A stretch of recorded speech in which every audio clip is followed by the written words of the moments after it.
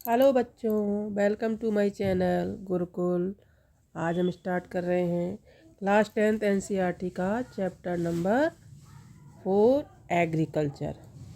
इसमें हम अपने भारत के एग्रीकल्चर के बारे में जानेंगे कि हमारे यहाँ के एग्रीकल्चर यानी कृषि की क्या विशेषताएं हैं, क्या टाइप्स हैं और कौन कौन से सीजन में कौन कौन सी एग्रीकल्चर की जाती है और भारत के किस हिस्से में कौन सा एग्रीकल्चर ज़्यादा होता है, कौन सी खेती कौन सी कृषि ज़्यादा की जाती है। देखिए, let's start. India is an agriculturally important country. India जो है एग्रीकल्चर बहुत इम्पोर्टेंट कंट्री है, यानी यहाँ एग्रीकल्चर जो है बहुत ज़्यादा किया जाता है। 2/3 of its population is engaged in agriculture activity. हमारे भारत की 2/3 जनसंख्या जो है वो एग्रीकल्चर ही करती है। Agriculture is a primary activity. Agriculture जो है एक प्राइमरी एक्टिविटी है which produces most of the food that we consume. इससे जो है हम जो भी खाना खाते हैं वो सारा जो है हमारी खेती से या एग्रीकल्चर से ही आता है। Beside food grains it also produces raw material for industries. Food के अलावा बहुत सारे ऐसे रॉ मटेरियल उनको प्राप्त होते हैं जो इंडस्ट्रीज़ में, उद्योगों में, फैक्ट्रीज़ में इस्तेमाल होते हैं। जैसे आपका टी, कॉफ़ी, स्पाइसेस, चाय है, कॉफ़ी है, स्पाइसेस है, कॉटन है। कॉटन से देखिए आपका इंडस्ट्री में जाता है और फिर वहाँ क्या बनते हैं, धागे बनते हैं, धागों से कपड़े बनते हैं। तो ये कॉटन किससे मिल रहा है? एग्रीकल्चर से मिल रहा है। अब हम पढ़ेंगे टाइप्स ऑफ फार्मिंग। हमारे भारत में कितनी टाइप्स की फार्मिंग होती है? पहले पुराने समय में तो किस तरीके की होती थी? केवल सबसिस्टेंस फार्मिंग, यानी किसान लोग जो थे सिर्फ अपने जीवन, अपने परिवार का भरण पोषण करने इतना ही खेती करते थे। देखिए, agriculture is an old age economic activity in our country. Agriculture जो है हमारे भारत में पुराने समय से ही होता आ रहा है। Over these years cultivation methods have changed. लेकिन इस समय में इतने सालों गुजर गए, वर्षों गुजर गए, युग गुजर गए, तो कल्टीवेशन के मेथड्स जो हैं वो चेंज हो गए हैं। और इन चेंजेस का आधार क्या है? Depending upon characteristics of physical environment, technology and socio culture practices. जो हमारे यहाँ का एनवायरनमेंट है, टेक्नोलॉजी है, और हमारा जो समाज है और वहाँ का जो कल्चर है। भारत में देखिए हर स्टेट में जो है अलग अलग है। साउथ में चले जाइए अलग है, नॉर्थ में अलग है, ईस्ट में अलग है। तो उन कल्चर्स के अकॉर्डिंग, वहाँ के एनवायरनमेंट के अकॉर्डिंग और टेक्नोलॉजी के अकॉर्डिंग जो है वो हर जगह खेती जो है, एग्रीकल्चर जो है वो अलग अलग तरीके का किया जाता है। अब मान लीजिए नॉर्थ ईस्ट में जाइए, इधर आपका त्रिपुरा है, मणिपुर है, यहाँ पर केवल उतनी ही फार्मिंग हो पाती है कि उनका खुद का भरण पोषण हो सके। लेकिन अब आप उत्तर भारत में देखिए, पंजाब में देखिए कैसी फार्मिंग होती है? इंटेंस फार्मिंग होती है। मतलब थोड़ी जगह में बहुत ज़्यादा मजदूर और केमिकल और खाद लगा करके जो है ज़्यादा से ज़्यादा खेती जो है की जाती है। Farming varies from subsistent to commercial type. वही बताया, हमारे यहाँ फार्मिंग जो है वो सब्सिस्टेंस से लेकर के कॉमर्शियल टाइप हर तरीके की खेती की जाती है। सब्सिस्टेंस यानी कि सिर्फ अपने भरण पोषण के लिए जो किसान करता है, सिर्फ अपनी ज़रूरतों को पूरा करने के लिए, उसको सब्सिस्टेंस वो एग्रीकल्चर कहते हैं। और कॉमर्शियल टाइप एग्रीकल्चर वो होता है जिसमें किसान जो है अपनी ज़रूरतों से बहुत ज़्यादा प्रोडक्शन करता है और फिर उसको मार्केट में बेचता है। तो ये हो गया आपका कॉमर्शियल टाइप। तो भारत में दोनों तरीके का एग्रीकल्चर हो रहा है। At present in different parts of India the following farming systems are practised. आज प्रेजेंट में हमारे यहाँ कई तरीके के जो फार्मिंग सिस्टम्स जो हैं वो मौजूद हैं। देखिए, प्राइमेटिव सबसिस्टेंस फार्मिंग, यानी पुराना सबसिस्टेंस फार्मिंग, जिसमें आप जो किसान जो सिर्फ अपने भरण पोषण के लिए, अपने खर्चे और ज़रूरतें उसकी पूरी हो जाएं, इतना जो है वो उपजाता है खेत में।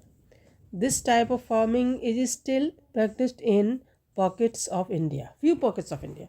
इस तरीके का एग्रीकल्चर जो है, फार्मिंग, खेती जो है वो इंडिया के कई भागों में होती है।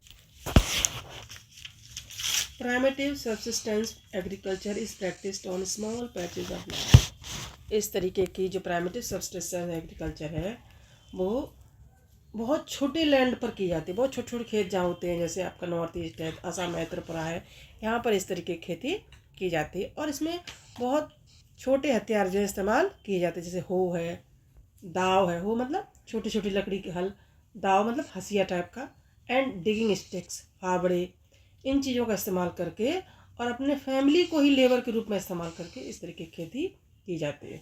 इसमें लेबर वगैरह नहीं लगाया जाता है अलग से। This type of farming depends upon monsoon, naturally fertility, the soil and the suitability of the environment condition to the crops grown. इस तरीके की फार्मिंग में मानसून, फर्टिलिटी ऑफ सॉइल और एनवायरनमेंट बहुत ज़्यादा इफ़ेक्ट करता है। अगर मानसून अच्छा है, सॉइल फर्टिलिटी अच्छी है, एनवायरनमेंट अच्छा है, तो वहाँ फसलें अच्छी हो जाती हैं, अदरवाइज फसल जो है नुकसान हो जाता है।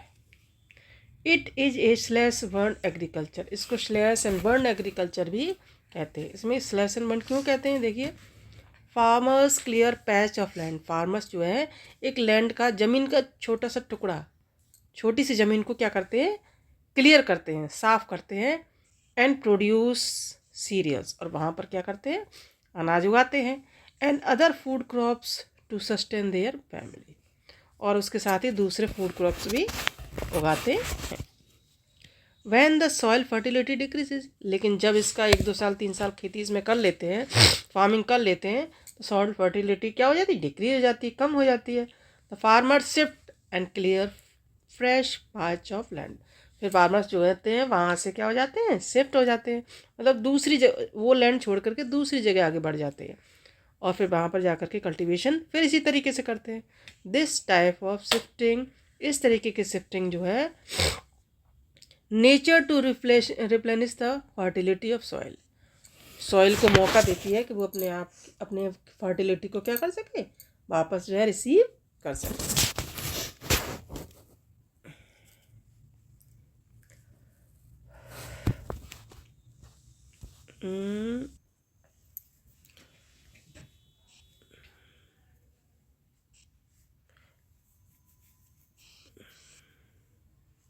Land productivity in this type of agriculture is low, इस तरीके के एग्रीकल्चर में लैंड प्रोडक्टिविटी जो है वो कम होती जाती है, as farmer does not use fertilisers, क्योंकि फार्मर्स जो होते हैं वो फर्टिलाइजर्स का इस्तेमाल नहीं करते हैं, मॉडर्न इनपुट्स का इस्तेमाल नहीं करते हैं।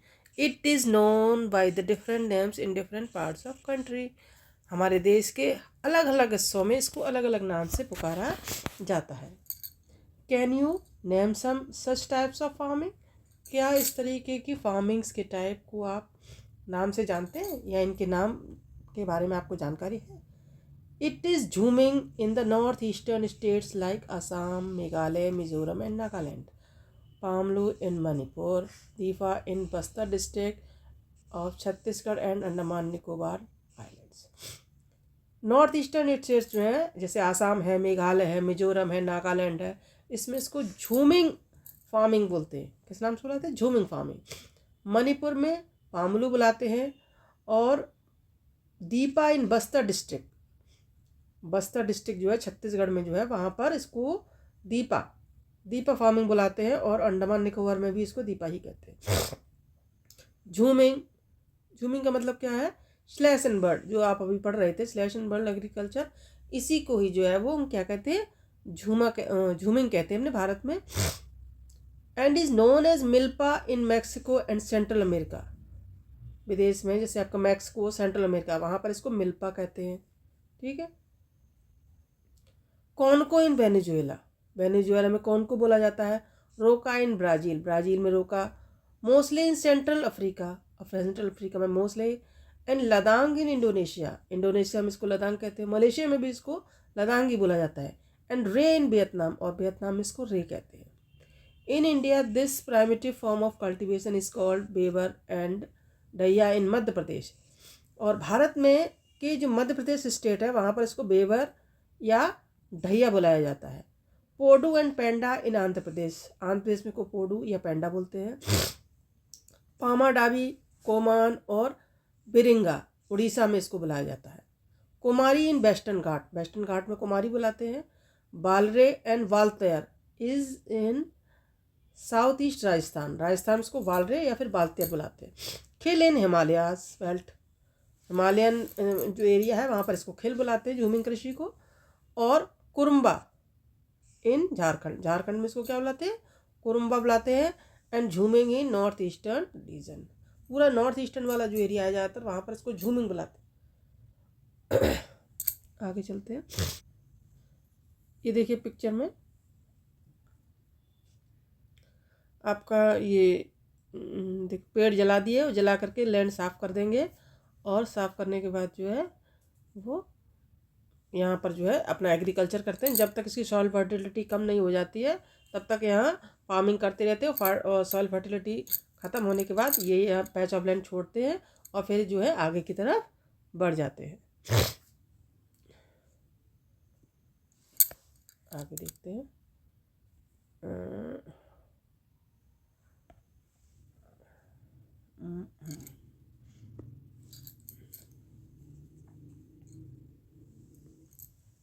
Intensive farming, this type of farming, एक मिनट, तो फिर कैसे रहा,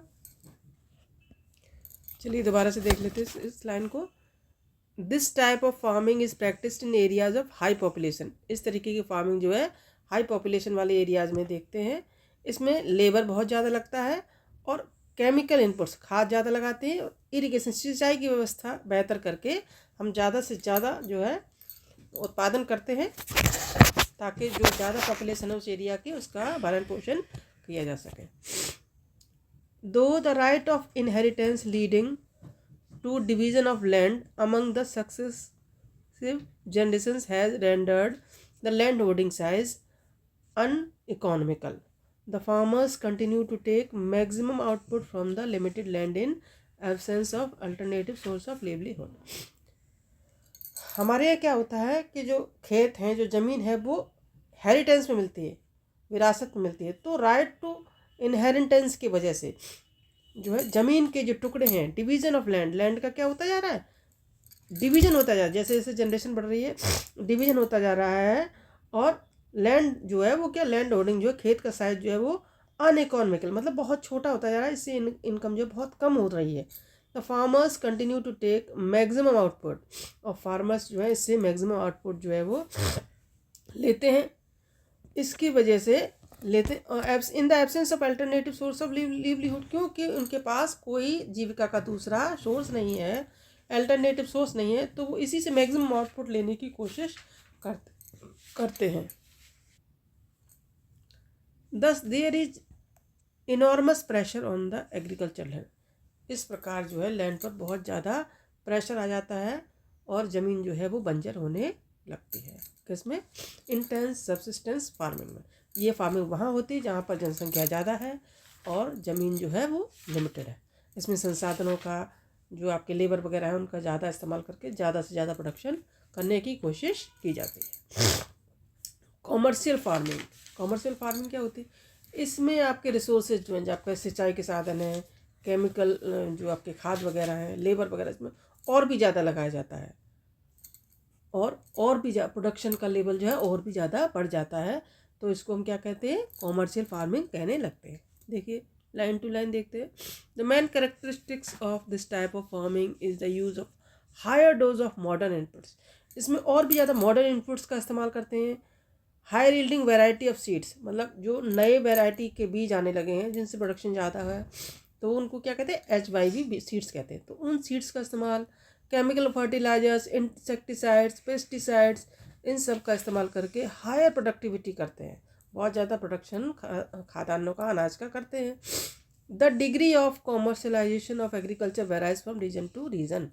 लेकिन ये कॉमर्शलाइजेशन, कितनी मात्रा में अनाज का उत्पादन बढ़ रहा है, ये जो है रीजन टू रीजन अलग हो जाता है। For example rice is a commercial crop in Haryana and Punjab.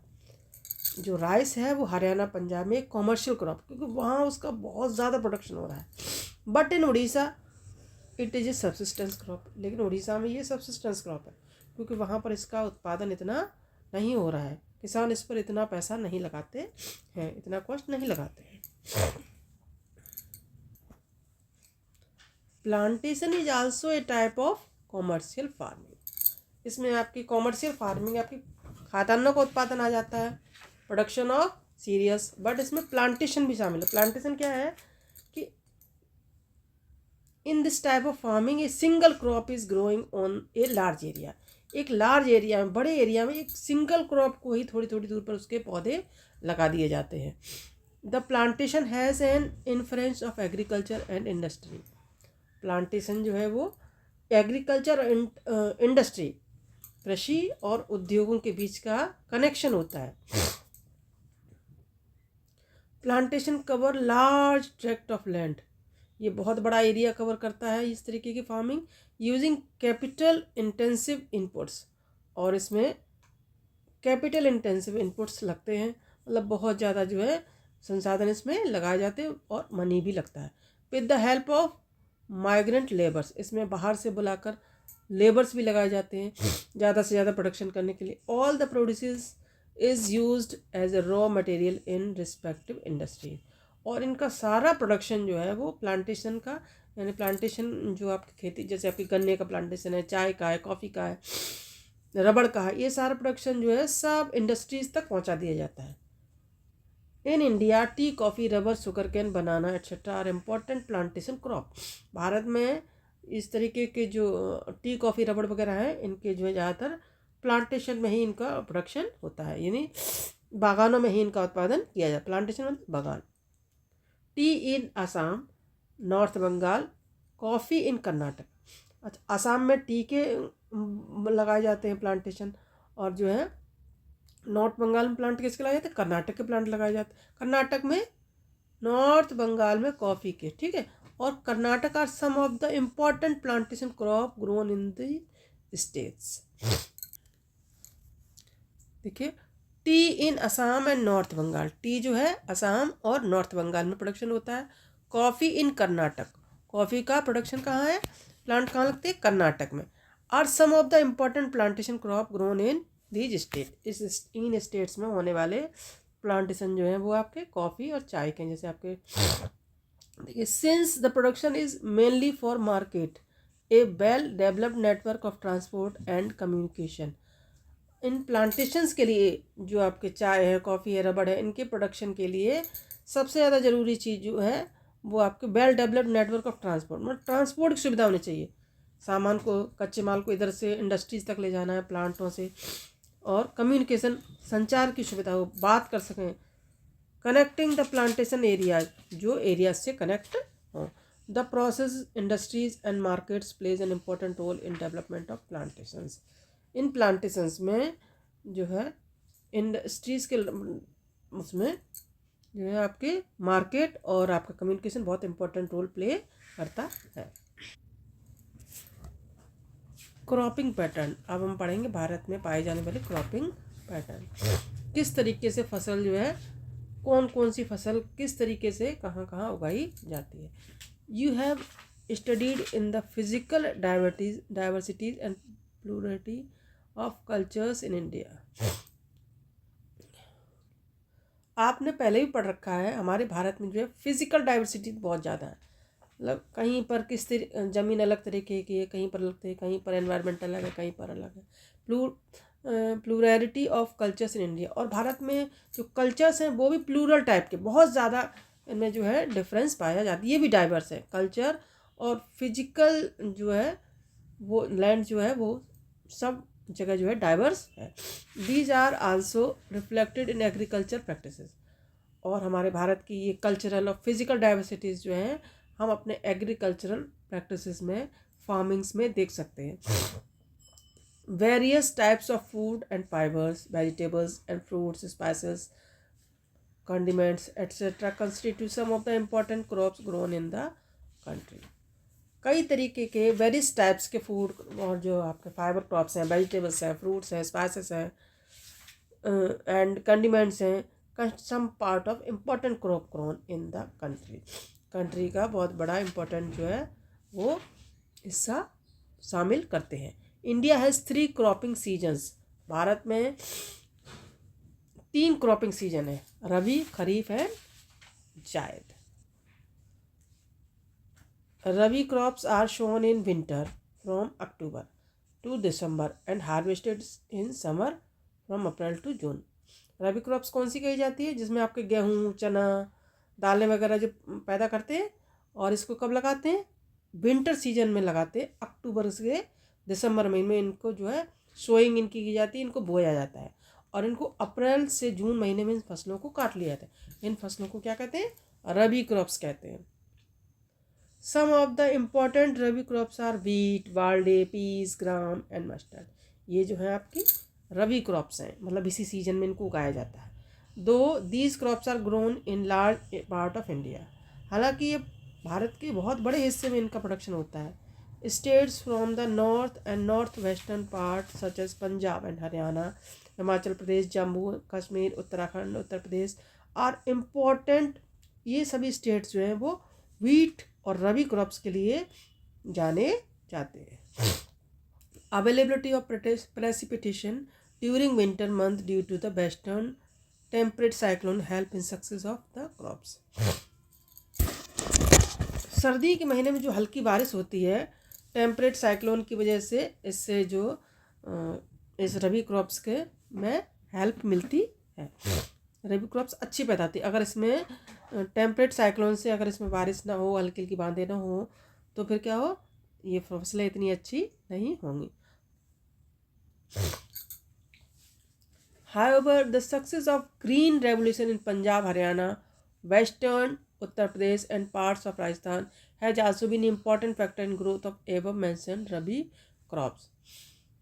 आपके हरियाणा है, पंजाब है, वेस्टर्न उत्तर प्रदेश है, राजस्थान है, इसमें हरित क्रांति की वजह से जो है, जिसमें आपका HYV सीड्स वगैरह इस्तेमाल होते हैं, इसकी वजह से इन फसलों में बहुत ज़्यादा ग्रोथ हुई है। अब तो ये हो गया आपका रबी क्रॉप्स। ये कब होता है? विंटर में चालू होता है, और जब मई जून आता है तो उसको काट लिया जाता है अप्रैल मई में। फिर उसके बाद खरीफ का सीज़न चालू होता है अप्रैल मई के बाद। Kharif crops are grown with the onset of monsoon. ये जो है मानसून जब आने वाला होता है जुलाई में, तब इसको जो है लगाया जाता है in the different parts of the country. These are harvested in September October, और ये सितंबर अक्टूबर में काट लिए जाते हैं। Important crops grown during this season paddy, maize, jowar, bajra, moong, urad, cotton, jute, groundnut, soybean.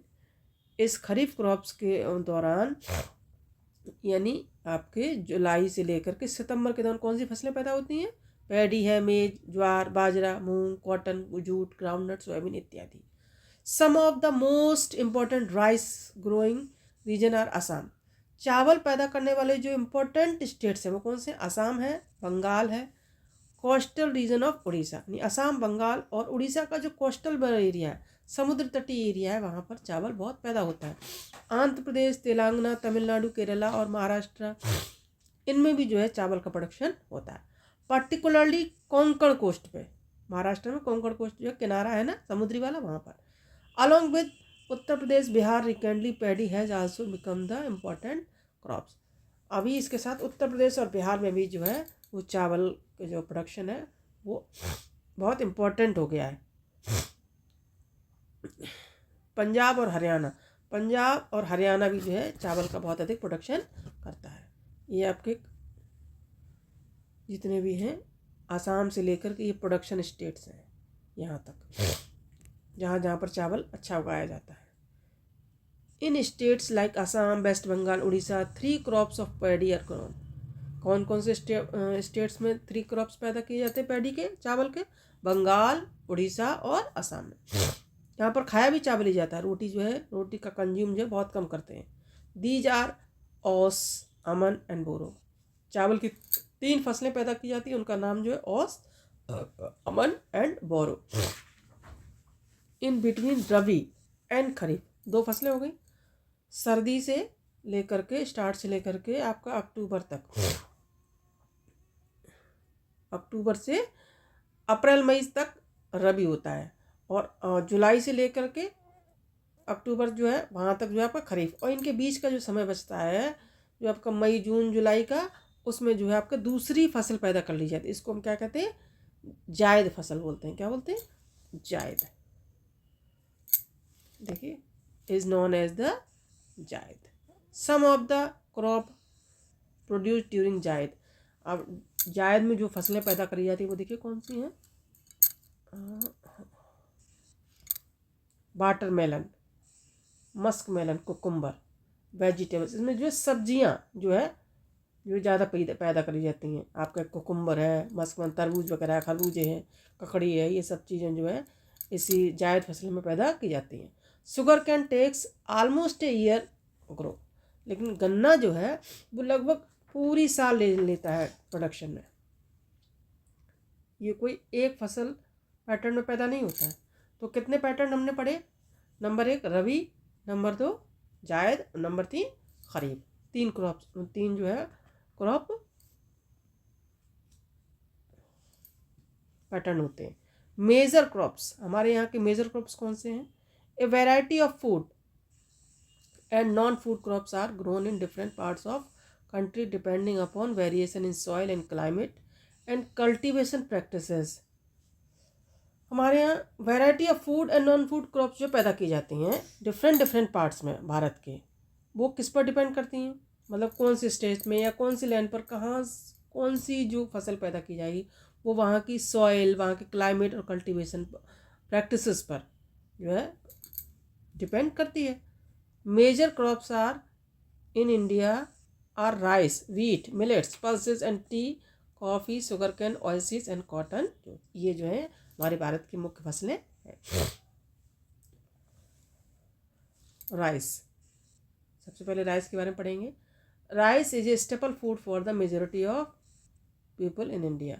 Rice जो है हमारे भारत में सबसे ज़्यादा जो है खाया जाने वाला या कंज्यूम किया जाने वाला फूड क्रॉप है। Our country is the second largest producer of rice. हमारा जो कंट्री है वो वर्ल्ड में चीन के बाद दूसरे नंबर पर राइस का प्रोडक्शन करता है after China. It is a kharif crop which requires high temperature. इसको प्रोडक्शन होने के लिए हाई टेम्परेचर, उच्च तापमान यानी गर्मी की आवश्यकता होती है। लगभग 25 डिग्री टेम्परेचर इसको चाहिए होता है और लगभग 100 डिग्री जो है बारिश की आवश्यकता होती है। हाई ह्यूमिडिटी में पैदा होता है। In the areas of less rainfall it grows with the help of irrigation. जहाँ पर बारिश कम होती है वहाँ पर सिंचाई का सहारा इसको पैदा करने के लिए लेना पड़ता है। ये देखिए पैडी के आपके खेत हैं, क्षेत्र हैं, आगे देखते हैं। ये देखिए पंजाब, हरियाणा, उत्तर प्रदेश, ये आपका पूर्वी उत्तर प्रदेश, ये आपका बिहार, बंगाल और ये तटीय उड़ीसा और ये आंध्रा और ये पश्चिमी महाराष्ट्र है, कोंकण तट पटाया था। यहाँ पर जो है आपका चावल का उत्पादन बहुत अच्छा होता है। ये देखिए आपका rice is grown in the plain of north and north eastern of India, coastal areas and the deltaic region. Rice जो है आपका नॉर्थ ईस्टर्न जो आपका उत्तर प्रदेश है, पंजाब है, हरियाणा, यहाँ पैदा होता है। और ये कोस्टल एरिया जो आपकी ये देखिए ये कोस्टल एरिया है ना, ये वाला ये और ये एरिया, यहाँ पर जो है वो चावल पैदा। अब ये डेल्टा वाला, यहाँ पर नदियाँ अपना जल गिरा रही हैं, यहाँ महानदी आती है, यहाँ पर गोदावरी नदी आ रही, कृष्णा आ रही, तो इनके डेल्टाओं में इनके जो लास्ट पॉइंट है यहाँ पर भी जो है वो चावल का उत्पादन होता है। Development of dense network of canal irrigation and tubewell have made it possible to grow rice in areas of less rainfall. जो आपका कैनल इरिगेशन, जो आपके नहरें भारत में बनने लगी हैं, डैम बने, उनसे नहरें बनी, ट्यूबवेल्स खुदाई हो रहे हैं, इसकी वजह से चावल जो है जहाँ पर लेस रेनफॉल होता है वहाँ पर भी इनका प्रोडक्शन हो जाता है। जैसे आपका पंजाब है, हरियाणा, यहाँ बारिश बहुत कम होती है, वेस्टर्न उत्तर प्रदेश है, लेकिन जो है यहाँ पर नहरें ज़्यादा निकाली गई हैं, कैनल्स इरिगेशन बहुत स्टार्ट हो गया है, इस वजह से जो है वो यहाँ पर भी चावल का अच्छा खासा प्रोडक्शन हो रहा है। अब राइस जो है इसके बारे में हमने स्टडी कर ली। अब हम पढ़ेंगे भारत की दूसरी सबसे ज़्यादा उगाई जाने वाली फसल wheat. This is the second most important crop, cereal crop. It is man food crop, ये भारत का मैन फूड क्रॉप है। देखिए रोटी हमारे भारत में देखिए हर जगह ज़्यादातर खाई जाती हैं। In north and east north western part of the country, north में और नॉर्थ वेस्टर्न, ये भारत का ये और ये नॉर्थ वेस्टर्न पार्ट कौन सा, ये वाला, यहाँ पर जो है और इस वाले पार्ट में सबसे ज़्यादा जो है वो वीट या वीट से बना हुआ भोजन जो है वो किया जाता है। This rabi crop requires a cool growing season, इस रबी क्रॉप जो वाला जो टाइम है ये ठंड वाला टाइम होता है और ये गेहूं के उत्पादन के लिए अच्छा माना जाता है। एंड ब्राइट सनशाइन, इसमें क्या होती है जो है वो हल्की सनशाइन होती है, धूप होती है, जिससे कि जो है वो पकते टाइम जो है गेहूं के लिए ब्राइट सनशाइन बहुत अच्छी होती है और गेहूं पक जाता है ब्राइट सनशाइन की वजह से। ज़्यादा गर्मी होती है तो वो गेहूं के लिए नुकसानदायक होती है। It requires 50 to 75 centimetre of annual rainfall, और इसको 50 से 75 जो है सेंटीमीटर एनुअल रेनफॉल की नीड होती है, आवश्यकता होती है। There are 2 important wheat growing zones in the country, हमारे कंट्री में 2 वीट ग्रोइंग एरियाज हैं। नंबर 1 गंगा सतलज वाला एरिया, नंबर 2 गंगा वाला जो वैली वाला एरिया है, उत्तर प्रदेश वाला, पंजाब हरियाणा उत्तर प्रदेश, ये वाला एरिया जो है पंजाब में सतलज है कि नहीं, और गंगा हमारे उत्तर प्रदेश में है, वो वाला area. And black soil region of Deccan और सादर्न इंडिया, जो आपका जैसे आपका महाराष्ट्र पड़ता है, कर्नाटक पड़ता है, मध्य प्रदेश वाला कुछ एरिया पड़ता है, तो इसमें गेहूं का प्रोडक्शन होता है। तो 2 एरिया हो गए, नॉर्थ वेस्ट दक्कन वाला एरिया और गंगा सतलज नॉर्थ वेस्टर्न वाला। तो हमारे यहाँ कौन से 2 एरिया, 2 वीट ग्रोइंग जोन है, नंबर 1 गंगा सतलज प्लेन, दूसरा दक्कन एरिया।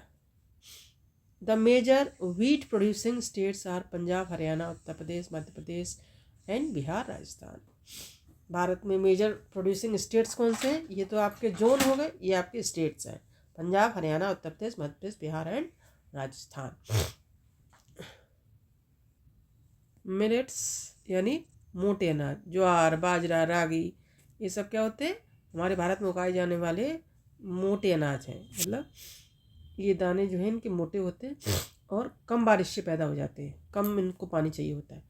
दो these are known as coarse grains, यद्यपि इनको क्या कहते हैं, मोटे अनाज कहते हैं, रफ अनाज कहते हैं। They have very high nutritional value, इनमें जो है बहुत ज़्यादा न्यूट्रिशन पाया जाता है। For example ragi is very rich in iron calcium and other micro nutrients roughage and roughage, इनमें आपका आयरन भी है, कैल्शियम भी है, माइक्रो न्यूट्रिएंट्स भी और रफेज भी पाए जाते हैं। Jowar is the third most important food group, jowar जो है इस तरीके का थर्ड इम्पॉर्टेंट फूड ग्रुप है, क्रॉप है, with respect to area and production और एरिया के संदर्भ में। सबसे ज़्यादा बाजरा रागी पैदा होता है मोटे अनाजों में, उसके बाद jowar. It is the rain fed crop mostly grown in moist areas, ये जो है रेन फेड क्रॉप है, मतलब इसको जो आपका ज्वार है इसको पानी की ज़रूरत होती है,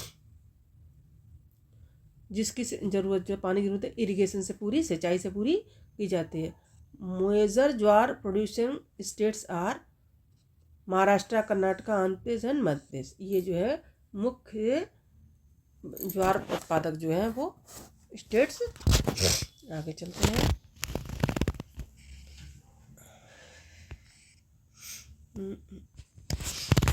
अब देखिए ज्वार बाजरा रागी ये क्या मोटे अनाज, अभी हमने ज्वार रागी के बारे में पढ़ा था, अभी हम पढ़ेंगे bajra. Bajra grows well on the sandy soil, जो बलुई मिट्टी होती है, जो चिकनी नहीं है, जिसमें पानी ईजिली जो है वो फ्लो कर सकता है, वहाँ पर जो है बाजरा उगाया जाता है। जैसे आपका राजस्थान सबसे ज़्यादा जो है वो राजस्थान की मिट्टी जो है वो बाजरा उगाने के योग्य है। And shallow black soil, black soil में सांडी सॉइल में ये पैदा ज़्यादातर होता है। ब्लैक सॉइल कहाँ पाई जाती है, एमपी में महाराष्ट्र में, तो वहाँ इसका प्रोडक्शन होता है। Major bajra producing states are Rajasthan Uttar Pradesh Maharashtra Gujarat and Haryana. ठीक है। Ragi is a crop of dry season, ragi जो है वो ड्राई सीजन की फसल है। And grows well on red black sandy loamy and shallow black soil. और रागी भी जो है ब्लैक सांडी सॉइल में पैदा होती है। Major ragi producing states are Karnataka, Tamil Nadu, Himachal Pradesh, Uttarakhand, Sikkim, Jharkhand and Arunachal Pradesh. ये रागी प्रोड्यूसिंग स्टेट्स हैं ये वाले। आगे चलते हैं। Maize. It is a crop which is used both as food and fodder. इसको, ये ऐसी फसल है जिसको फूड और फोडर दोनों में ही इस्तेमाल किया जाता है, यानी खाने में भी और जानवरों के चारे में भी। It is a kharif crop. ये खरीफ क्रॉप है, यानी कि आपके गर्मी जब बारिश मानसून आता है। खरीफ क्रॉप कौन सी, जब मानसून आता है तब जो बोई जाती है उसको क्या कहते हैं, खरीफ। तो ये मानसून आते पे उगाया जाता है चावल के साथ। रिक्वायर्ड्स टेम्परेचर बिटवीन 21 to 27, 21 से 27 इसको टेम्परेचर चाहिए होता है। And grows well in the old eligible soil. और ये एलिबल सॉइल में पैदा होता है, नदियों की जो आपकी एलिबल सॉइल है उसमें। इन सम स्टेट्स लाइक बिहार मेज is grown in rabi season. कुछ स्टेट्स हैं जैसे आपके बिहार है, यहाँ पर मेज जो है रबी सीजन में भी उगाया जाता है। Use of modern inputs such as HYV seeds, fertilisers, irrigation have contributed to the increasing production of maize. अब HYV सीड्स है, इरीगेशन है, मॉडर्न आपको फर्टिलाइजर्स हैं, इनके इस्तेमाल से मेज का प्रोडक्शन भारत में बहुत ज़्यादा बढ़ गया है। मेज प्रोड्यूसिंग स्टेट्स आर, हमारे यहाँ के मेजर प्रोड्यूसिंग स्टेट जो है मेज के, जहाँ सबसे ज़्यादा मक्का उत्पादन होता है, कर्नाटक, मध्य प्रदेश, उत्तर प्रदेश, बिहार, आंध्रा एंड तेलंगाना। ठीक है, आगे चलते हैं। देखिए मेज कल्टीवेशन, महिलाएं इसमें जुटी हुई हैं। सस्ते लेबर के रूप में महिलाओं का इस्तेमाल मेज के प्रोडक्शन में किया जाता है। ये देखिए व्हीट एरिया है, पंजाब हरियाणा उत्तर प्रदेश है ना, और ये उत्तरी मध्य प्रदेश। आगे चलो। पल्सेस यानी कि दालें। India is the largest producer as well as the consumer of pulses in the world. India जो है वो दालों का सबसे बड़ा प्रोड्यूसर और कंज्यूमर जो है वर्ल्ड में है। These are the major source of protein in vegetarian diet. क्योंकि हमारे यहाँ ज़्यादातर लोग वेजिटेरियन होते हैं तो पल्सेस का इस्तेमाल, दालों का ज़्यादातर लोग खाने में इस्तेमाल करते हैं। Major pulses that are grown in India are tur मतलब अरहर। हमारे यहाँ की मुख्य दालें कौन सी हैं जो भारत में उगाई जाती हैं? अरहर, उड़द, मूंग, मसूर, पीज एंड ग्राम यानी चना। Can you distinguish which of these pulses are grown in kharif season and which of are grown in rabi season? क्या आप इसमें बता सकते हैं कौन सी खरीफ की और कौन सी जो है आपकी रबी में उगाई जाने वाली फसलें हैं? अरहर को छोड़ करके सारी दालें जो है वो आपकी किसकी हैं? रबी की हैं। Pulses need less moisture and survive even in dry condition. Pulses जो है इनको बहुत कम पानी की ज़रूरत होती है, ये ड्राई सीजन में ड्राई कंडीशंस में सर्वाइव कर लेती हैं। Being leguminous crops, all these crops except arhar helps in restoring soil fertility. Leguminous crops होने के, लेग्यूमिनस ये सारी फसलें जो है लेग्यूमिनस क्रॉप्स कौन सी होती हैं? जो आपके ज़मीन में नाइट्रोजन को जो है बढ़ाती हैं या उसको कंट्रोल करके रखती हैं। लेकिन अरहर ऐसी दाल है, एक्सेप्शन है, जो नाइट्रोजन को ज़मीन में रिस्टोर नहीं करती है, फर्टिलिटी नहीं बढ़ाती। Therefore these are mostly grown in rotation with other crops. इसीलिए इन दालों को हम जो है रोटेशन से उगाते हैं। Major pulses producing states in India. हमारे भारत में सबसे बड़े जो है दाल उत्पादक राष्ट्र स्टेट्स जो है वो मध्य प्रदेश है, राजस्थान है, महाराष्ट्र, उत्तर प्रदेश और कर्नाटका है। मतलब कि food crops other than grains. अनाजों के अलावा कौन से फूड क्रॉप्स जो हैं वो भारत में उगाई जाती हैं? कौन सी फसलें हैं? शुगर कैन को भी इस्तेमाल, गुड़ बनाते हैं कि नहीं, गुड़ में इस्तेमाल करते हैं, तो ये भी फूड क्रॉप्स में ही शामिल होती है। इट इज़ फूड क्रॉप्स कौन सी होती है? जिसको खाने में इस्तेमाल करते हैं फूड क्रॉप्स कहते हैं, लेकिन ये ग्रेन्स नहीं है, इसलिए इसको क्या कह दिया? Food crops. It is a tropical as well as the subtropical. ये ट्रॉपिकल और सब ट्रॉपिकल दोनों एरियाज में उगाई जाती है। ट्रॉपिकल कौन सी? जहाँ बहुत ज़्यादा गर्मी पड़ती है। ट्रॉपिक्स वाला एरिया है जो आपके कैंसर और इक्वेटर वाला एरिया जो है, कैप्रिकॉर्न वाला के बीच का जो एरिया होता है उसको हम क्या कहते हैं? Tropical area. और उसको नॉर्थ वाला एरिया जो है वो, ये साउथ वाला एरिया जो है वो सब ट्रॉपिकल होता है। यानी इसको गर्मी की आवश्यकता होती है इस फसल को उगाने के लिए, गन्ने की फसल को उगाने के लिए। It grows well in hot and humid climate. इसको हॉट और ह्यूमिड चाहिए। 21 से 27 डिग्री जो है इसको तापमान चाहिए होता है। और 75 से 100 डिग्री इसको क्या चाहिए होती है? बारिश चाहिए होती है। Irrigation is required in region of low rainfall. जहाँ पर रेनफॉल इससे कम है, 60 या 50 है, तो वहाँ भी उगाया सकता है। लेकिन जो है इसके लिए किसकी ज़रूरत होगी? इरिगेशन की, कैनल सिस्टम की ज़रूरत पड़ती है। It can be grown on A variety of soils. ये कई तरीके की मिट्टी में, लोमी में भी, एलुविल में भी, सांडी में भी उगाया जा सकता है। Need manual labour. लेकिन इसको मैनुअल, इसमें मशीनें कम काम करती हैं, मैनुअली काम इनमें इसके खेत में ज़्यादा किया जाता है। ये देखिए शुगर केन का आपका खेत है, देखिए किसान काम कर रहे हैं। Sowing to harvesting. बीज बोने से लेकर, गन्ने को बोने से लेके हार्वेस्टिंग, कटिंग तक जो है वो मजदूरों की आवश्यकता ज़्यादा होती है। India is the second largest producer of sugarcane. सबसे ज़्यादा उत्पादन करने वाले देशों में इसका दूसरा नंबर आता है। ब्राज़ील नंबर 1 पे है और भारत जो है दूसरे नंबर पे है। इट इज़ द वर्ल्ड में सबसे ज़्यादा जो गन्ने का प्रोडक्शन है वर्ल्ड में, वो कहाँ होता है? ब्राज़ील में। और दूसरे नंबर पे भारत में। It is the main source of sugar, गुड़, जैगरी, खंडसारी एंड मोलासेस। गन्ने से जो है क्या बनता है? शुगर है, जैगरी है, खंडसारी है एंड मोलासेस है। The major sugarcane producing states are Uttar Pradesh, Maharashtra, Karnataka, Tamil Nadu, Andhra Pradesh, Telangana and Bihar, Punjab, Haryana. ये जो है वो गन्ना उत्पादन करने वाले मेजर स्टेट्स हैं। ऑयल सीड्स यानी कि तेल उत्पादन करने वाले, जिनसे तेल निकलता है सीड से, क्रॉप से, उनको हम क्या कहते हैं? ऑयल सीड्स यानी तिलहन। इन 2018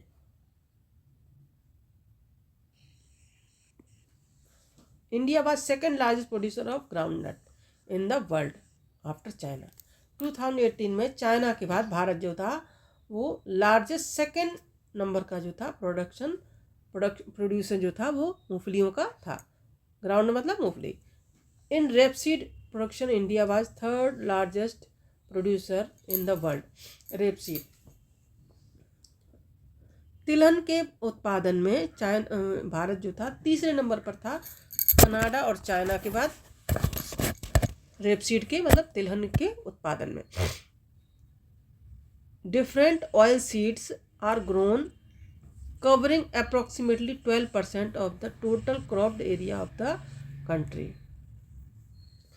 जो ऑयल सीड्स हैं, जो तिलहन है, जो तेल देने वाले जो आपकी क्रॉप्स हैं, वो टोटल क्रॉप एरिया के 12% पर, 12% पर इनका प्रोडक्शन, यानी कि टोटल ज़मीन का 12% ज़मीन जो है वो ऑयल सीड्स का उत्पादन किया जाता है, उनकी फसलें उगाई जाती हैं। Main oil seeds produced in India are groundnut, mustard, coconut and sesame, soybean, castor seeds, cotton seeds, linseeds and sunflower. Bharat में जो ऑयल देने वाले जो आपकी क्रॉप्स हैं, फसलें हैं, वो ये रही आपकी मस्टर्ड, कोकोनट यानी कि सरसों, नारियल, सीसम, सोयाबीन, कैस्टर्ड और आपका cotton seeds, linseeds, sunflower. Most of these are edible. इनमें से ज़्यादातर के आप तेल जो है खा सकते हैं। And used as cooking medium, उनका कुकिंग मीडियम के रूप में खाना बनाने के लिए इनका इस्तेमाल किया जाता है। However some of these are also used as raw material in the industries. हालांकि इनका यूज जो है इंडस्ट्रीज में भी रॉ मटेरियल के रूप में इनका इस्तेमाल होता है। जैसे आपके सोप इंडस्ट्री है, कॉस्मेटिक है, ऑइंटमेंट है, यानी मरहम, आपका जो ट्यूब्स वगैरह बनते हैं उनमें इस्तेमाल होता है। ग्राउंड नट, मूंगफली, इज़ द खरीफ क्रॉप। जो आपका मूंगफली है ये खरीफ क्रॉप में, यानी कि आपका कब बोया जाएगा? अक्टूबर, मानसून जब आता है तब बोते हैं और सर्दी आती है इसको काट लिया जाता है। And account for about half of the major oilseed produced in the country. और भारत में सबसे ज़्यादा उगाने वाला जो ऑयल सीड है, तिलहन है, वो ग्राउंडनट है, मूंगफली है। सबसे ज़्यादा मूंगफली का निकालते हैं। Gujarat was the largest producer of groundnut followed by Rajasthan and Tamil Nadu. Gujarat जो है सबसे बड़ा जो है वो प्रोड्यूसर था 2019 में, और उसके बाद आता है नंबर राजस्थान और तमिलनाडु का। Linseed and mustard are rabi crops, जबकि लिंसीड और मस्टर्ड यानी सरसों जो है वो रबी क्रॉप्स में उगाए जाते हैं। शीशम इज़ द खरीफ क्रॉप, शीशम आपका खरीफ क्रॉप में उगाया जाता है नॉर्थ, और rabi crop in south India. North में खरीफ क्रॉप में और साउथ इंडिया में रबी क्रॉप में इसको उगाते हैं। Castor seed is grown in both as rabi and kharif crop, और कैस्टर जो है वो खरीफ और रबी दोनों में ही उगाया जाता है। अब टी का प्रोडक्शन देखते हैं भारत में कैसे और कहाँ पर कितना हो रहा है। T cultivation is an example of plantation agriculture.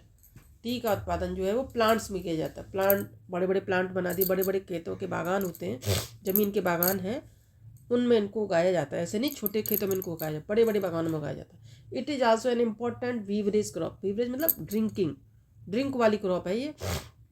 Introduced in India initially by the British. इसका सबसे पहले जानकारी हमको किसने दिया? ब्रिटिश लोगों ने दिया था। Today most of the T plantations our own by Indians.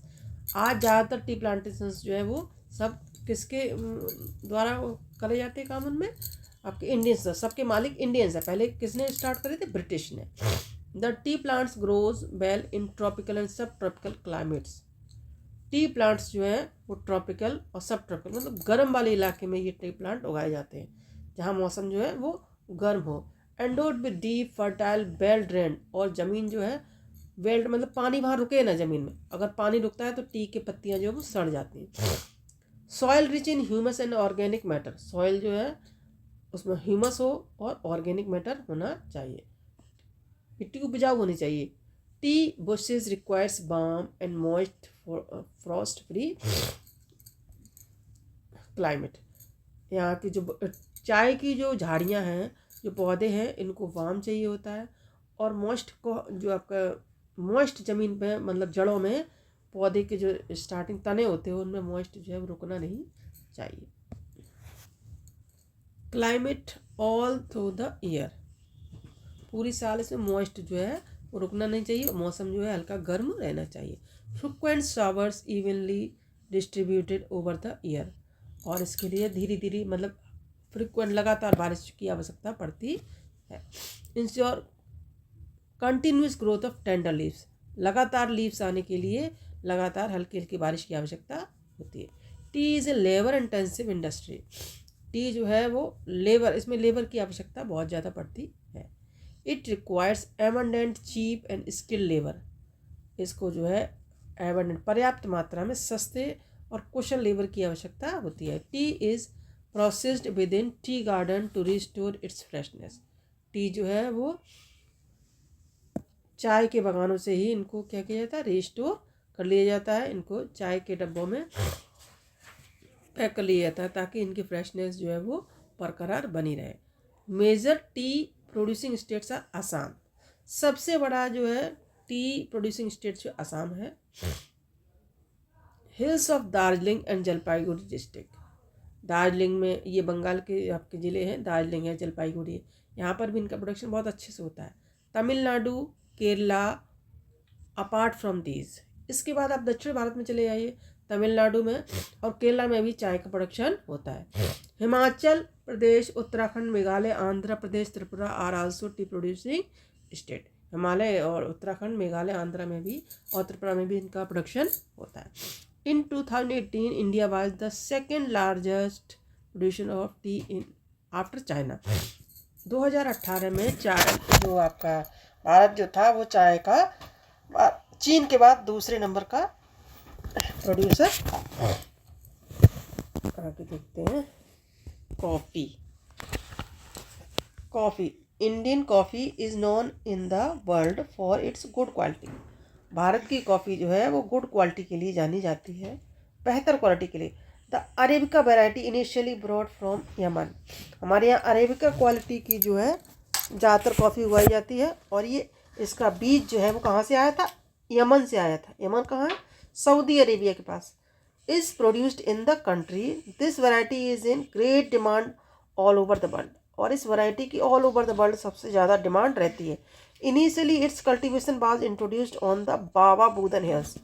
शुरुआत में इसका प्रोडक्शन जो था बाबा बूदन हिल्स पर स्टार्ट हुआ था, क्योंकि ये बाबा बूदन जो थे ये एक सन्यासी थे और यही जो है वो कॉफ़ी के प्लांट को कर्नाटक में लेकर के आए थे।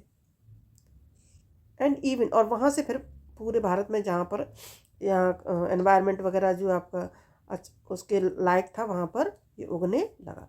Even today is cultivation is confined to the Nilgiri, Karnataka, Kerala and Tamil Nadu.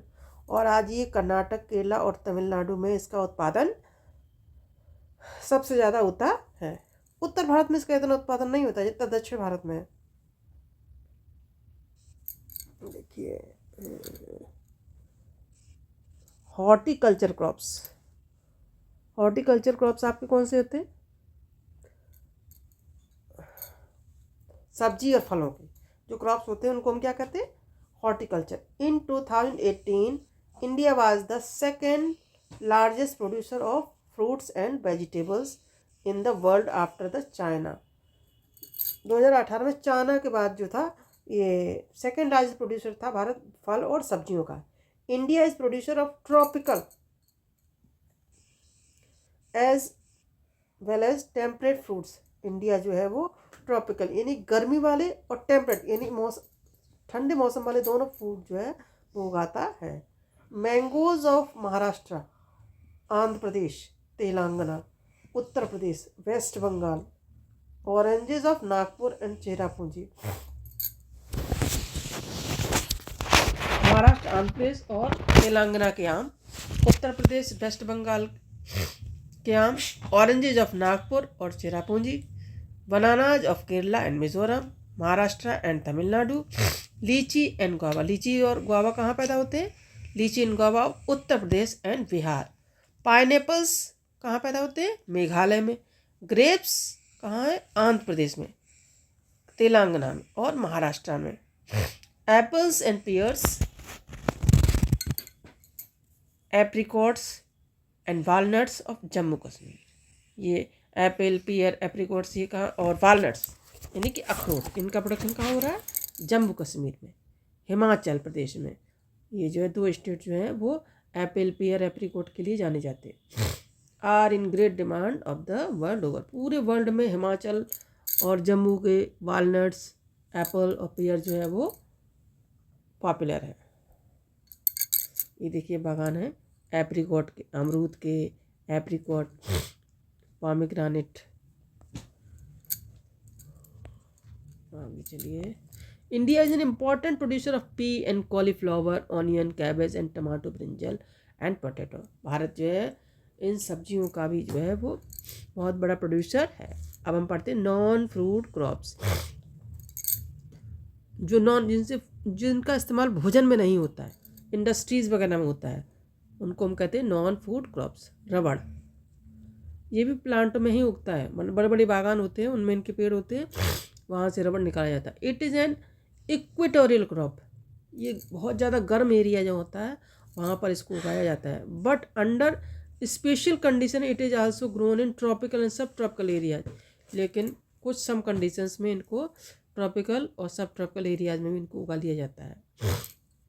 It requires moist and humid climate with rainfall of 200 centimetre and temperature of 25 degree Celsius. इसको उगाने के लिए 200 सेंटीमीटर बारिश और लगभग 25 सेंटीमीटर टेम्परेचर की आवश्यकता पड़ती ही है। रबड़ is an important industrial raw material. ये इम्पॉर्टेंट रॉ मटेरियल देखिए आपके टायर वगैरह बनने में इसका इस्तेमाल होता है कि नहीं होता है। It is mainly grown in Kerala, Tamil Nadu, Karnataka, Andaman Nicobar island and Garo hills of Meghalaya. Tripura में भी आजकल, त्रिपुरा जो अभी वर्ल्ड में नंबर 1 है भारत में नंबर 1 जो है वो रबड़ के उत्पादन करने में है। आगे देखते हैं फाइबर क्रॉप्स। फाइबर मतलब कॉटन है, जूट है, हेम्प है, नेचुरल सिल्क है, मतलब रेशे वाली फसलें जिनसे रेशे बनते हैं, धागे बनते हैं, कपड़े बनते हैं, उनको हम कहते हैं फाइबर क्रॉप्स। ये भारत में जो उगने वाली मुख्य फाइबर क्रॉप्स हैं। The first 3 are derived from crop grown in the soil, the latter is obtained from the cocoons of the silk worm। Silk के अलावा सारी फसलें जो है आपके खेती से प्राप्त हो जाती हैं, लेकिन सिल्क जो है वो आपका किससे प्राप्त होता है? सिल्क वर्म नाम का कीड़ा होता है, उससे प्राप्त होता है, जो आपके किस पर रहता है? मलबेरी ट्री पर रहता है, सहतूत के पेड़ पर रहता है। Rearing of silkworm for the production of silk fibre is known as sericulture. Silk को प्राप्त करने के लिए जो सिल्क वर्म का प्रोडक्शन होता है, सिल्क के कीड़े को जब पालन किया जाता है, उसको हम क्या कहते हैं? सेरीकल्चर। पूछ लिया जाता है what do you mean by sericulture, तो आप बोलेंगे rearing of silkworm for the production of silk fibre is known as sericulture. Cotton, Bharat में सबसे ज़्यादा उगाया जाने वाला जो आपका फाइबर है वो कौन सा है? Cotton. It is believe to be original home of the cotton plant. ये माना जाता है कि भारत जो है वो ओरिजिनल होम है, सबसे पहले कपास का उत्पादन जो था वो भारत में ही शुरुआत हुआ। Cotton is one of the main raw material for the cotton textile industry. Textile industry के लिए मेन रॉ मटेरियल इसको माना जाता है।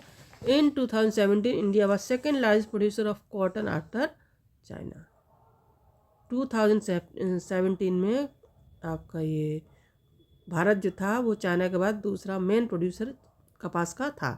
Cotton grows well in drier parts of black cotton soil of Deccan plateau. Cotton का सबसे ज़्यादा उत्पादन डकन प्लेटी पर जो ब्लैक सॉइल है उस एरिया में सबसे ज़्यादा होता है। It requires high temperature, rainfall, irrigation of 210 Frost free days. इसको ज़्यादा आपका टेम्परेचर की आवश्यकता होती है। एंड लाइट रेनफॉल, इसको रेनफॉल हल्की चाहिए, और 210 दिन का फ्रॉस्ट फ्री, मतलब कोहरा वगैरह ना चाहे, ऐसा जो है सनशाइन वाला मौसम इसको आवश्यक होता है। It is a kharif crop and require 6 to 8 months to mature. ये खरीफ क्रॉप है और इसको मेचर होने के लिए, पूरा कंप्लीट होने के लिए 6 से 8 महीने की आवश्यकता होती है। Major cotton producing states are Maharashtra, Gujarat, Madhya Pradesh, Karnataka, Andhra Pradesh, Telangana, Tamil Nadu, Punjab, Haryana and Uttar Pradesh. Jute, पापा कॉल आ रहा है, एक पेज रह गया। jute. It is known as the golden fiber. Jute grows well on the well-drained fertile soil in flood plains, whereas soil are renewed every year. Jute जो है golden fibre कहा जाता है। पहले तो इसका रंग भी जो है वो कैसे सुनहरे रंग का होता है, और ये जहाँ पर वेल ड्रेन्ड एरिया हो और फर्टाइल सॉइल हो वहाँ पर इसका प्रोडक्शन अच्छे से होता है। एंड रिन्यूड एवरी ईयर, जहाँ जो सॉइल हर साल रिन्यू होती है, मतलब हर साल नदी की नई मिट्टी आती है, वहाँ पर इसका प्रोडक्शन अच्छा होता है। High temperature is required, temperature भी इसको ज़्यादा चाहिए। जैसे आपके वेस्ट बंगाल है, बिहार है, असम है, उड़ीसा है एंड मेघालय, ये स्टेट्स जो हैं सबसे ज़्यादा इनका प्रोडक्शन इसका जूट का करते हैं। It is used in making bags, इनका इस्तेमाल जो है जूट का किस में होता है? बैग बनाने में, मैट बनाने में, रोप्स रस्सियाँ बनाने में, यार्न धागे, कारपेट बनाने में, आर्ट्स फैक्स यानी आपके जो घरों को सजाने वाले सामान बनते हैं उनको बनाने में इसका इस्तेमाल करते हैं। Technological and institutional reforms. अब क्रॉप्स के लिए हमारे यहाँ जो है वो टेक्नोलॉजिकल जो है क्या रिफॉर्म्स हुए, टेक्नोलॉजी क्या बढ़ी है आगे, इसकी वजह से जो आपकी फार्मिंग है उसमें जो है फ़ायदा हुआ है, उसमें डेवलपमेंट हुआ है। It was mentioned in the previous pages, ये प्रीवियस पेज में ही बताया गया है that agriculture has been practised in India for thousands of year. बहुत सालों से, हज़ारों वर्षों से यहाँ जो है खेती का चलन है, फार्मिंग होती है। Sustained uses of land without compatible techno institutional changes have hindered the pace of agriculture development. Technology का इस्तेमाल कम करने की वजह से जो है भारत में एग्रीकल्चर का डेवलपमेंट जो है वो हिंडर्ड हुआ है, रुका है। In spite of development of sources of irrigation, सिंचाई की सुविधाएं बढ़ाने के बावजूद, सिंचाई मतलब पानी की सुविधाएं बढ़ाने के बावजूद भी farmers in large parts of country, देश के सबसे ज़्यादा बड़े हिस्से में हमारे देश जो किसान हैं स्टिल डिपेंड अपॉन मानसून, अभी भी मानसून पर डिपेंड करते हैं। और नेचुरल फर्टिलिटी, और ज़मीन की जो नेचुरल फर्टिलिटी है उसी पर डिपेंड करते हैं टू कैरी देयर एग्रीकल्चर, अपने एग्रीकल्चर को करने के लिए, फार्मिंग को करने के लिए मानसून और ज़मीन की जो नेचुरल फर्टिलिटी है उसी पर डिपेंड करते हैं। For growing population this poses a serious challenge. बढ़ती हुई जनसंख्या को देखते हुए ये बहुत बड़ा चैलेंज है हमारे देश के लिए। Agriculture which provides livelihood for more than 60% of population needs some serious technological and institutional reforms. Agriculture जो कि लगभग 60% लोगों को, जनसंख्या को जो है जीविका प्रदान करती है, इनकम प्रदान करती है, तो ज़रूरत है कि इसमें जो है टेक्नोलॉजिकल और इंस्टीट्यूशनल सुधार किए जाए। 10 कलेक्टिविजेशन कंसोलिडेशन ऑफ होल्डिंग्स। जैसे आपका कलेक्टिविजेशन मतलब खेतों को जो है वो क्या कलेक्ट कर, छोटे छोटे खेत जो है उनको कलेक्ट कर लो, कंसोलिडेट कर लो, मतलब बड़े बड़े हिस्सों में उनको बना लो। जो छोटे छोटे खेत हैं उनको बड़ा कर लो, खेतों को इकट्ठा करके बड़ा कर लो, छोटे छोटे खेत हो गए ना।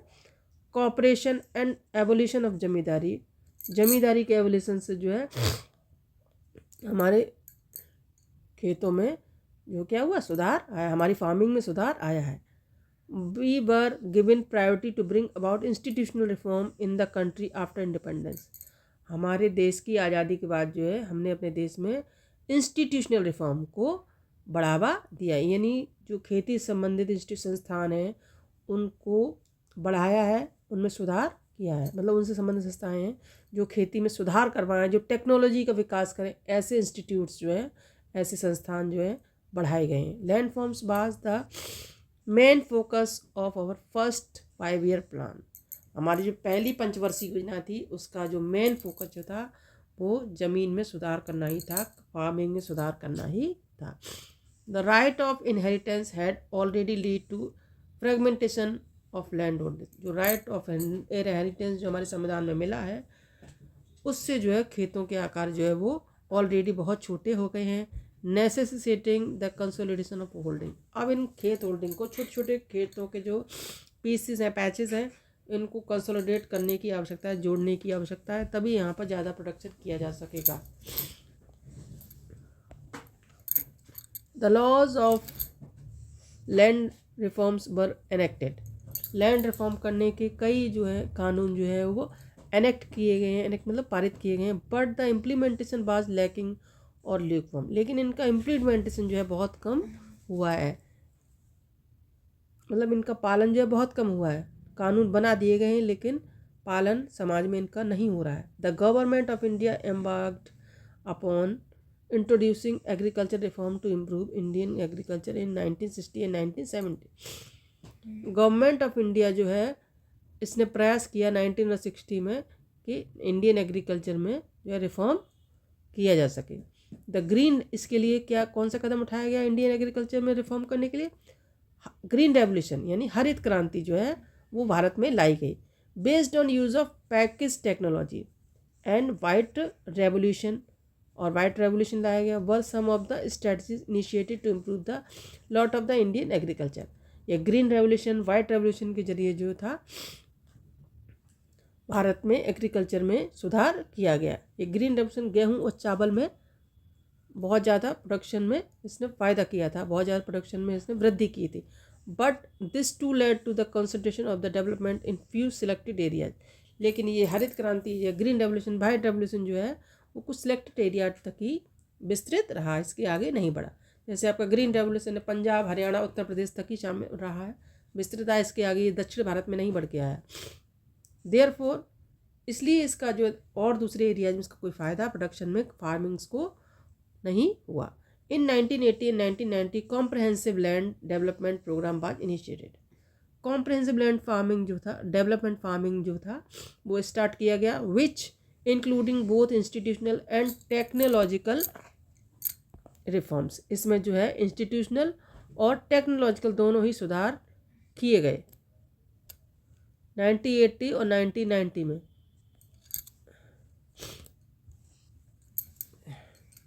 1980 और 1990 में जो कॉम्प्रहेंसिव लैंड डेवलपमेंट के प्रोग्राम चलाए गए उसमें इंस्टीट्यूशनल और टेक्नोलॉजिकल दोनों ही सुधार रिफॉर्म किए गए। प्रोविज़न फॉर क्रॉप इंश्योरेंस, और क्रॉप इंश्योरेंस के लिए फसल बीमा भी के प्रावधान भी किए गए। जैसे आपका ड्रॉट आए, सूखा पड़े, फ्लड आए या साइक्लोन आए, फायर लग जाए, डिजीज खेत में रोग लग जाए तो किसानों को इंश्योरेंस दिया जाएगा। एस्टैब्लिशमेंट ऑफ ग्रामीण बैंक, और किसानों की हेल्प के लिए ग्रामीण बैंकों की स्थापना की गई। कोऑपरेटिव सोसाइटीज़ की स्थापना की गई and banks for providing loan facilities, जैसे फार्मर्स को जो आपका लोन फैसिलिटीज़ दी जाए, यानी लोन उनको प्रोवाइड किया जाएगा। और लोअर रेट ऑफ इंटरेस्ट, और उन पर उनसे जो है इंटरेस्ट ब्याज जो है बहुत कम से कम लगाया जाए। किसान क्रेडिट कार्ड, ये योजना चलाई है किसानों के लिए। Personal accident insurance scheme PAIS भी किसानों के कल्याण के लिए योजना स्टार्ट की गई। Are some other schemes introduced by the government of India, ये ऐसी स्कीम्स हैं जैसे आपके KCC है, PIAS है, ऐसी योजनाएं हैं जो किसानों के लाभ के लिए, जो फार्मर्स के बेनिफिट्स के लिए चलाएंगी भारत सरकार के द्वारा। Moreover special weather bulletins and agriculture programmes of farmers were introduced. अब किसानों के लिए बहुत सारे समाचार योजनाएं, मतलब टीवी पर इनके लिए वेदर बुलेटिन्स और एग्रीकल्चर प्रोग्राम भी चलाए गए। वेदर समाचार और एग्रीकल्चर प्रोग्राम स्टार्ट किए गए on the radio and television. The government also announces minimum support price, और गवर्नमेंट ने अपने मिनिमम, कम से कम जो है जो कीमत है चीज़ों, गेहूँ की, चावल की, इन्होंने क्या कर दी, अनाउंस कर दी। इससे कम में जो है कोई भी व्यक्ति, जो कोई भी आपका व्यवसायी है, किसानों की जो फसल है वो खरीद नहीं सकता है। Remunerative and procurement prices for the important crops to check the exploitation of farmers by the speculators and middlemen, ताकि कोई मिडलमैन जो है उनका एक्सप्लोइटेशन जो है ना, किसानों का एक्सप्लोइटेशन ना कर सके। Bhoodan and Gramdan. Bhoodan, Gramdan. Mahatma Gandhi declared Vinoba Bhave as his spiritual heir. Mahatma Gandhi ने विनोबा भावे को अपना स्पिरिचुअल उत्तराधिकारी, आध्यात्मिक उत्तराधिकारी घोषित किया आज़ादी के बाद। ही आल्सो पार्टिसिपेटेड इन सत्याग्रह। उन्होंने जो आपके विनोबा भावे थे, सत्याग्रह आंदोलन जो गांधी जी ने चलाया था उसमें उन्होंने भी भाग लिया था और सत्याग्रही में शामिल थे। He was one of the volunteers of the Gandhi concept of Gram Swaraj. वो भी गांधी का जो विचार था ग्राम स्वराज, वो भी उसमें से एक वॉटियर्स थे, स्वयंसेवक थे। आफ्टर गांधी जी मार्टरडम, गांधी जी के शहीद होने के बाद Vinoba Bhave undertook pad yatra to spread Gandhi ji message covered almost the entire country. उनके ख़त्म होने के बाद, समाप्त होने के बाद, शहीद होने के बाद विनोबा भावे जो है उनके मैसेज को लेकर के गांव-गांव घूमे। Once when he was delivering a lecture at the Pochampalli in Andhra Pradesh, एक बार आंध्र प्रदेश में पोचमपल्ली में गए। Some poor landless villagers demanded some land for their economic wellbeing. कुछ जो आपके ज़मीनहीन, भूमिहीन किसान थे, उन्होंने अपने कल्याण के लिए, वेलबींग के लिए उनसे क्या कहा कि उन्हें कुछ ज़मीन चाहिए, लैंड चाहिए, ताकि वो अपना भरण पोषण कर सके। Vinoba Bhave could not promise it them immediately. Vinoba Bhave immediately ये डिमांड प्रॉमिस नहीं कर पाए, डिमांड पूरी नहीं कर पाए, but assured them to talk to the government of India. लेकिन उन्होंने उनको अश्योर किया ग्रामीणों को कि वो गवर्नमेंट से, भारत के गवर्नमेंट से इस बारे में बात करेंगे regarding provision of the land for them if they undertook cooperative farming. अगर वो कोऑपरेटिव फार्मिंग, सहयोगी फार्मिंग करने को तैयार हैं तो, यानी छोटे छोटे खेतों को मिलाकर साथ में खेती करने को तैयार हैं, तो वो गवर्नमेंट से इसके बारे में बात करेंगे। Suddenly Shri Ramchandra Reddy stood up. अचानक श्री रामचंद्र रेड्डी उन्हीं के बीच में से खड़े हो गए। एंड ऑफर्ड 80 एकड़ ऑफ लैंड। उन्होंने जो है ग्रामीणों को 80 एकड़ ज़मीन दान में दे दी। This act was known as the Bhoodan. इस एक्ट को क्या बोला गया? भूदान आंदोलन बोला गया। इसी तरीके से और भी इसके बाद जो है व्यक्तियों ने जो कि जिनके पास जमींदार थे, बहुत ज़्यादा ज़मीन थी, थोड़े थोड़े ज़मीन उन्होंने में से लोगों को, लैंडलेस ज़मीन वालों को, किसानों को दान में दी। Later he travelled and introduced his ideas widely all India. इसके बाद वो इंडिया के और भी कोनों में घूमने के लिए गए और इस आंदोलन को उन्होंने उसको आगे बढ़ाया। Some zamindar owners of many villages offered to distribute some villages. फिर क्या हुआ, कुछ जमींदारों ने गांव के गांव जो थे वो विलेजर्स को दान में दे दिए। तो इस प्रोग्राम को फिर क्या कहा गया, it was known as the Gramdan. जब जमीन के कुछ पैसे दान में दिए गए तो भूदान आंदोलन बोला गया। जब जमींदारों ने गांव का गांव, पूरा गांव दान में दे दिया उस ग्रामीणों को, तो ग्रामदान आंदोलन बोला गया। However many landowners choose to provide some parts of their land to the poor farmers due to the fear of land ceiling act. हालांकि ये जो जमींदारों ने ये काम किया दान का, वो इसलिए क्या, ताकि उनकी जो लैंड सीलिंग एक्ट चालू हुआ था, मतलब जिसके पास ज़्यादा ज़मीन है उसकी जब्त कर ली जाएगी, उसके डर से इन किसानों ने, इन जमींदारों ने ये काम, भूदान का काम किया। This Bhoodan and Gramdan movement initiated by Vinoba Bhave. इस भूदान और ग्रामदान मूवमेंट का प्रारंभ जो था विनोबा भावे ने प्रारंभ किया था, और known as the bloodless revolution, और इसको ब्लडलेस रेवोल्यूशन, रक्तहीन क्रांति बोला गया। चैप्टर आपका हो गया समाप्त। If you have any doubts you can ask me in comment section. अगर आपको कोई भी समस्या हो तो आप कमेंट सेक्शन में हमको लिख करके पूछ सकते हैं। Please like, subscribe and share it, and thank you for watching this chapter and this video. Bye bye.